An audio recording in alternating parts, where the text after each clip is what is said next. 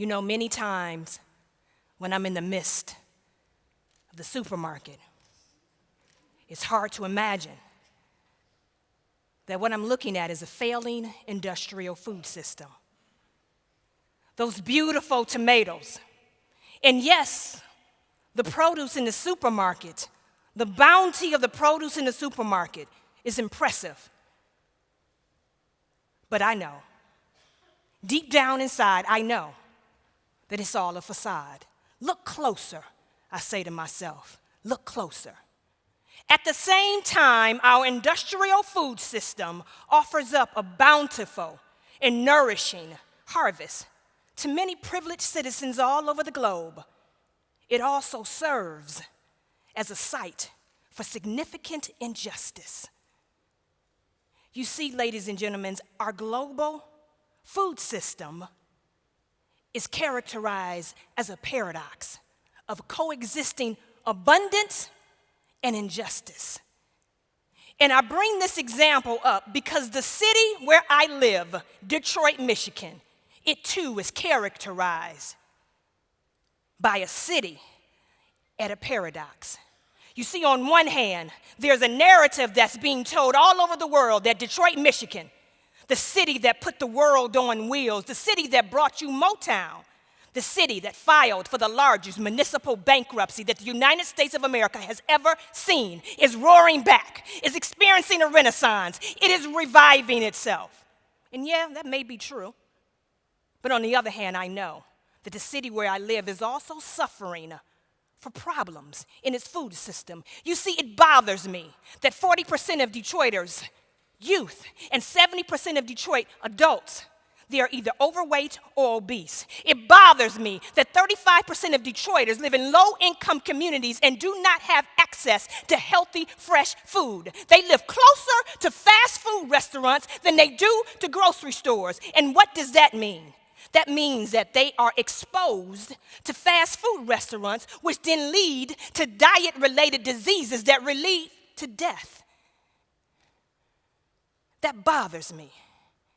But the statistic that bothers me most as I look at those beautiful tomatoes is that in the United States of America, 1 in 4 children face hunger. And in Southeast Michigan, the region where Detroit, Michigan is located, 200,000 children live in poverty. That bothers me. But I'm here to tell you that we're doing something about that in the great city of Detroit. There's a phrase, and it says, "Not till we are lost do we begin to find ourselves." And I'm here in Birmingham to let you know that there are people all over the world, including right here in this audience, that are finding themselves. There's a global movement happening, Birmingham. There's a global movement happening in Paris and London to Vancouver to New York, where people are now starting to build. It's called community-based organizing, and it's happening in the city of Detroit. What we decided to do in Detroit is that, no, we are going to build alternative avenues, and we are going to go up against the global and monolithic industrial supermarket model. And if you want to take your supermarkets and leave it, abandon the city of Detroit, because that's what they did in the 1980s when Detroit had no major grocery stores, bye. We'll grow our own food. We'll grow our own produce. We don't need you in the city of Detroit. So that is what we are doing in Detroit. We have over 1,400 community markets and school gardens. Urban farmers and growers are starting to grow their own produce. And when they grow it, those hungry children that I talked to you about, those people who don't have access to health, freshy food, guess what? Neighbors are growing and sharing that produce with their neighbors. And the organization that I work for, I'm the director at FoodLab Detroit, we are helping those farmers and those entrepreneurs now take that produce and create an added value product so that tomato now turns to salsa, that tomato now turns into hot sauce, that tomato now turns into ketchup. And we can create added value products that are now located on the supermarket shelves that, oh, by the way, we're creating ourselves. That's what the power of us does. That's the power of us. There's something strange that I saw as I'm traveled in Birmingham, and I've only been here for a couple of hours. I flew in this morning. But I hear that Birmingham is also experiencing a renaissance moment. Oh, beware, Birmingham, what you ask for. Oh, beware, Birmingham, what you ask for. I hear that you all are having a renaissance moment, too. The fastest growing, largest city in the UK right now. And I hear that outside foreign investment is coming. Oh, beware, Birmingham. If you all didn't need the power of us then, you're going to need it now. Where are my community organizers at in the room? Because let me tell you something to my community organizers. You need to be on the streets demanding that investment that's coming into Birmingham, we want to make sure that investment is spread widely throughout Birmingham. All right? And the people in this city who live in the most depressed, the deprived communities, we want to make sure that investment gets to them as well. That's what we want to do here in Birmingham. So I've come here to tell you, I've got 4 things that I want to share with you really quickly. 4 things that I think that we must do globally, together, not only to create a better food system, but also to create a better city. The first thing, this is a community organizing principle. We say nothing about us without us is for us. Nothing without us. Nothing about us without us is for us. That means this. If you want to change the food system, or if you want to make sure you have a just city, you got to bring everybody to the table. You see, so many times we're told that we want to get far away from that neighborhood that's suffering from poverty, or that's suffering from crime, or that's suffering from blight. I'm here to tell you, no, you don't. You want to get close to that city. You want to be proximate to that neighborhood because the solution is there. I know that.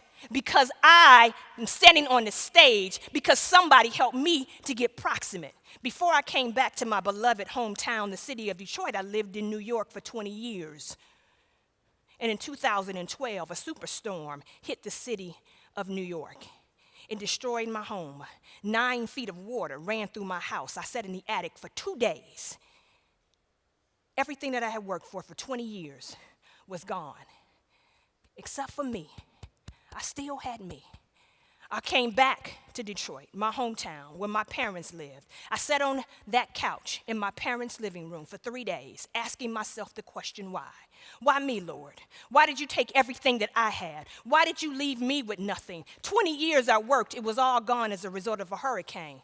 My mother, in her infinite wisdom, as only a mother can do, she sat next to me on that couch. She said, Devita, I let you sit on this couch for 3 days. I've got a word for you.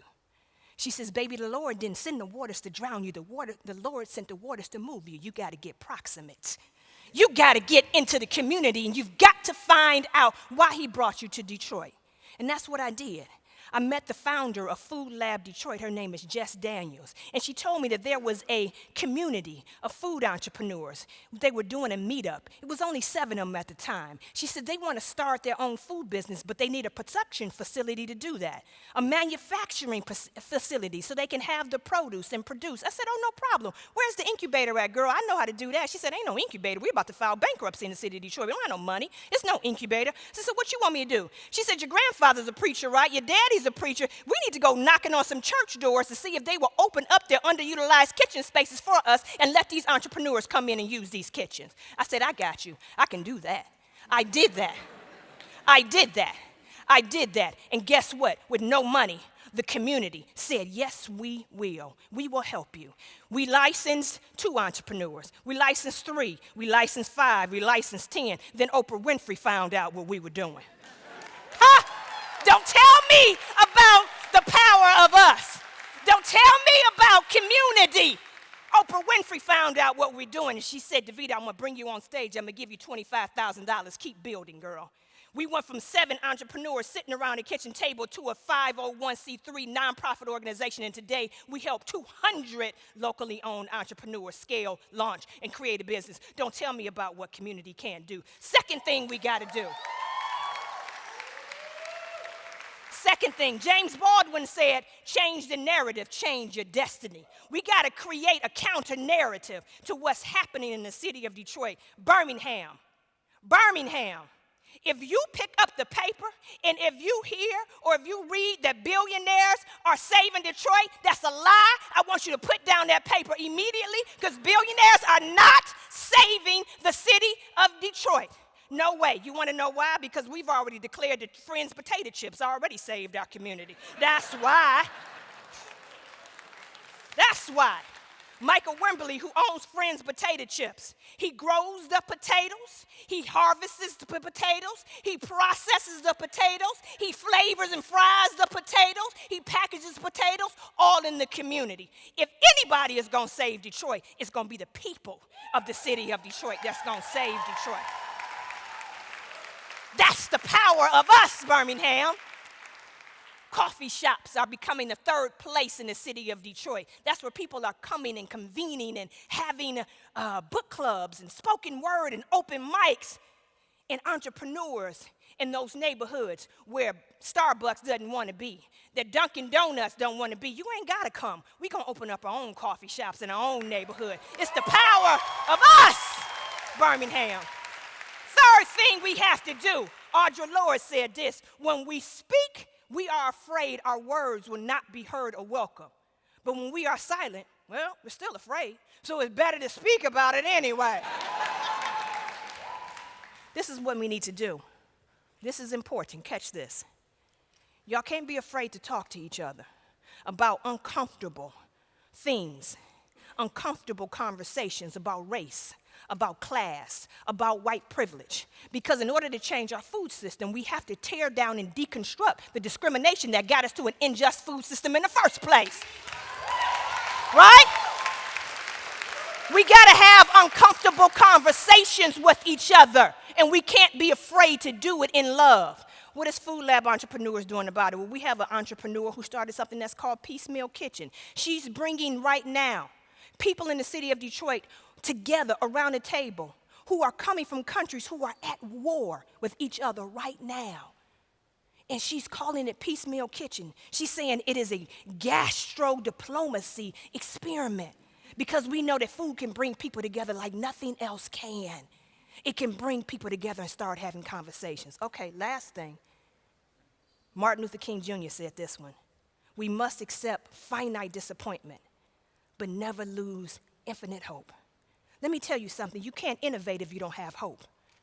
If you don't have hope, nothing will happen. You understand that even though I flew from Detroit, Michigan, all the way to Birmingham, I stand on the backs of Detroiters who refuse to give up on that city, who refuse to leave despite bankruptcy, despite the fact that they had subpar city services, despite the fact we have a crumbling school system right now, despite the fact that the automobile industry left the city of Detroit. They refused to go. They stayed. And I stand on their backs, because in the city of Detroit right now, we have a legacy that time after time after time after time, we have proven that we are a space and a place of collective organizing, of institutional building, of collective resistance, and of creative artistry. We have never left hope, and remind ourselves every day. Our t-shirts in Detroit says, be the change you want to see in the city of Detroit. Birmingham, be the change that you want to see in your city. Thank you guys very much.